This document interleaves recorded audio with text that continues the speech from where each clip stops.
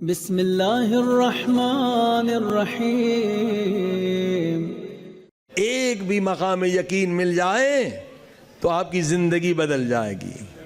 دیکھیے یہ جو بحثیں ہیں یہ بند کمرے میں ہوتی تھی، ہر ایک کو یہ درس بتایا نہیں جاتا تھا، حتیٰ کہ مومنین سے بھی تقیہ میں نے کہا کیا جاتا تھا کہ جس میں طاقت نہیں، صلاحیت نہیں، وہ سمجھے گا نہیں، الٹی سیدھی باتیں کرے گا۔ بند کمروں میں یہ علم عرفان ہے اہل بیت کا، جو اہل بیت نے سکھلایا ہے، آج بھی اس کے استاد ہیں، بند کمروں میں سکھاتے تھے۔ مگر الحمدللہ آج یہ علم عرفان عام ہو گیا۔ صلوات پڑھی محمد و آل محمد صلی اللہ علیہ وسلم۔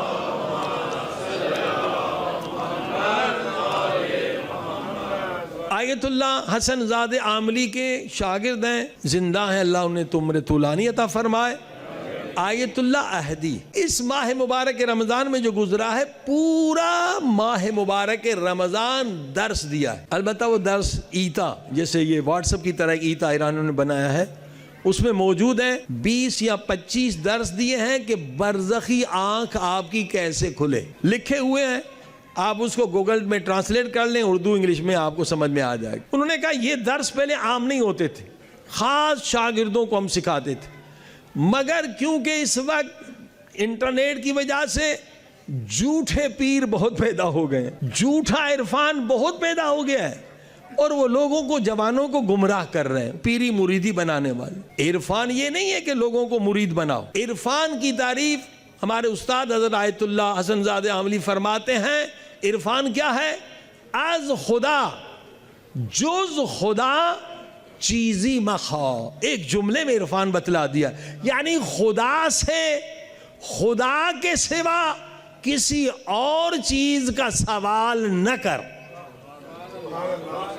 اگر پیسے کا سوال کیا عرفان نہیں ہے، حکومت کا سوال کیا عرفان نہیں ہے، طاقت کا سوال کیا عرفان نہیں ہے۔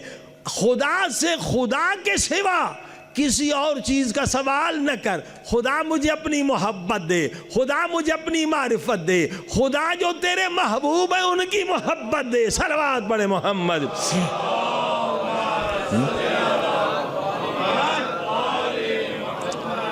عزیزان گرامی، لہذا علم عرفان اہل بیت کا خزانہ ہے۔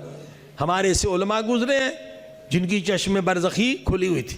آیت اللہ مراشی نجفی، شاید جن کی عمر بڑی ہو، دیکھو امام خمینی کے ساتھی تھے، حرم پاک میں نماز پڑھاتے تھے۔ اب ان کا واقعہ 3 مرتبہ یا 4 مرتبہ امام زمانہ علیہ السلام کی زیارت ہوئی ہے۔ طالب علم تھے تو مقام یقین کے پیچھے تھے، یعنی کہ صرف پڑھو نہیں، عمل کرو۔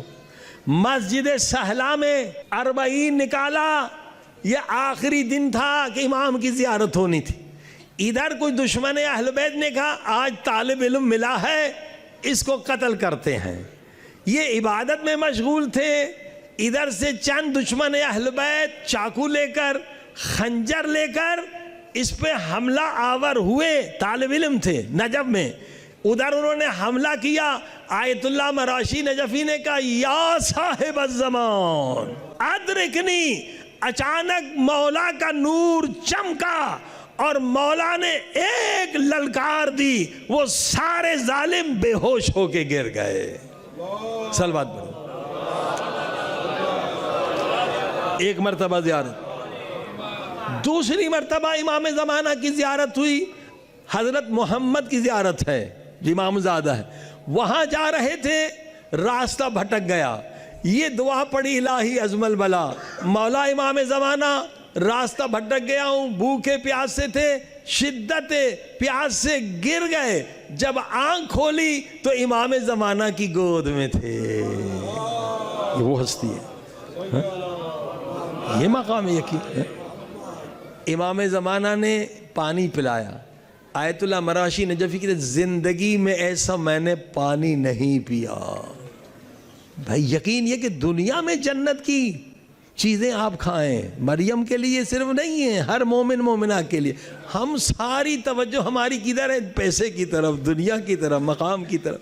دیکھیے نا، یہ برتن اگر اس طرح سے کھلے آسمان کے نیچے رہے تو بارش کے پانی سے بھر جائے گا، لیکن یہی برتن اگر الٹا کر دیں، قیامت تک بارش پڑتی رہے، ایک قطرہ اس کے اندر نہیں جائے گا۔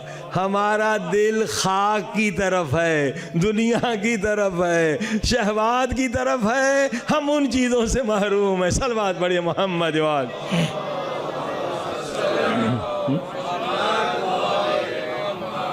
کہ امام زمانہ علیہ السلام آئیں گے، پوری دنیا کو کیسے بدلیں گے؟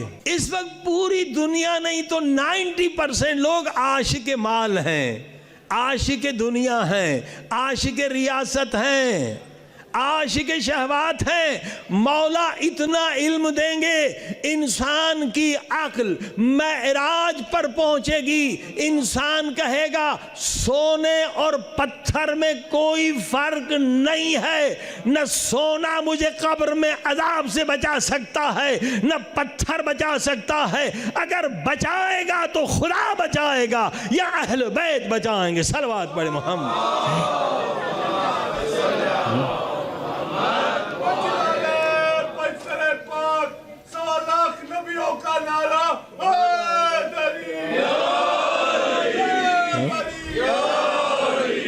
فکر بدل جائے گی۔ اب فکر کیا ہے؟ کروڑ پتی بنو، کروڑ پتی بنو، ساری یہ پروپیگنڈا ہے۔ فکر یہ بنے گی کہ اللہ پاک میری برزخی آنکھ کھول دے، اللہ پاک مجھے طیل عرض کرنے کی، اللہ پاک مجھے میری قبر دکھا دے، اللہ پاک مجھے جنت کا میوہ کوئی دے دے۔ عزیزان گرامی، یہ انار کا واقعہ نہیں ہے، مولا نے جنت کے میوے اپنے اصحاب کو کھلائے ہیں، اور یہی مقام یقین ہے۔ سلمان مقام یقین پر ہے، ابو ذر مقام یقین پر ہے، اور کربلا کے سارے اصحاب مقام یقین پر ہے۔ مولا نے ہر ایک کو جنت دکھائی ہے، سارے مقام یقین پر۔ یہ ڈر اس لیے ہوتا ہے کہ مقام یقین نہیں ہے، خوف اس لیے ہوتا ہے موت سے، مقام یقین نہیں ہے، شیطان کے فریب میں اس لیے آتے ہیں، مقام یقین نہیں ہے۔ تو حضرت آیت اللہ فرماتے مجھے پانی پلایا صحرا میں، امام کی گود میں تھا، میں اٹھ بیٹھا، ہاتھ چومے، قدم چومے، اور اس صحرا میں امام نے گرم روٹی کھلائی، کباب کھلایا، اور ایک پیغام دیا، ہمارے شیعوں کو کہو دنیا کی ساری مشکلات کا حل ہے، آخرت کا فائدہ ہے، یہ 5 عمل ضرور کیا کریں۔ فرمایا نماز فجر کے بعد میرے شیعوں، امام زمانہ کا پیغام ہے، آیت اللہ مراشی کے نجفی کے ذریعے سے سورہ یاسین پڑھا کرو۔ سورہ یاسین کے اتنے فائدے ہم گن نہیں سکتے ہیں، وہ دن محفوظ رہے گا۔ اور پھر جو نماز ظہر ہے اس کے اما تسالون، جو 30واں پارے کی پہلی سورہ، اور نماز عصر کے بعد سورہ والعصر پڑھو، نماز مغرب کے بعد سورہ واقعہ پڑھو، اور نماز عشاء کے بعد سورہ ملک پڑھا کرو۔ اس میں آپ کی دنیا بھی محفوظ، آخرت بھی محفوظ، دنیا کی مشکلات بھی دور، آخرت کی مشکلات بھی دور۔ کبھی انسان فقیر نہیں ہوگا اگر سونے سے پہلے سورہ واقعہ پڑھتا ہے۔ صلوات پڑھے محمد و آل محمد۔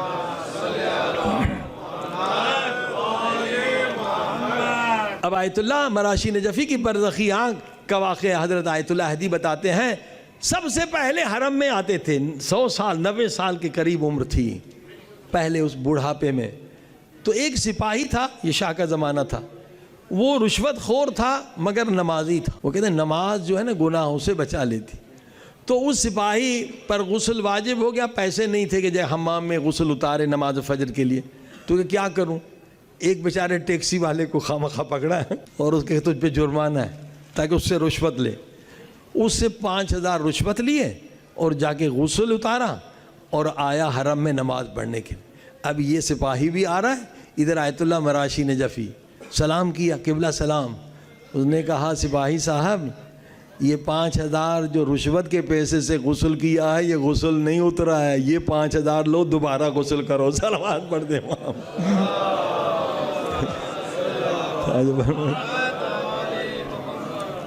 کہا کہ بلا آپ کو کیسے پتا چلا کہ مجھ پہ غسل، میں نے 5000 رشوت کے لیے، آپ کو کیسے پتا چلا؟ فرمایا اگر خدا ستار ہے تو ہم مظہر ستار، ہم مظہر ہیں، ہم کسی اور کو نہیں بتائیں گے، تمہاری اصلاح کے لیے تجھے بتلایا ہے۔ اس واقعے سے وہ سپاہی اتنا مومن ہو گیا، رشوت چھوڑ لی، نماز تہجد گزار ہو گیا کہ جب انقلاب آیا تو امام خمینی نے پورے قم کا اس کو انچارج بنایا. صلوات پڑھے محمد والے.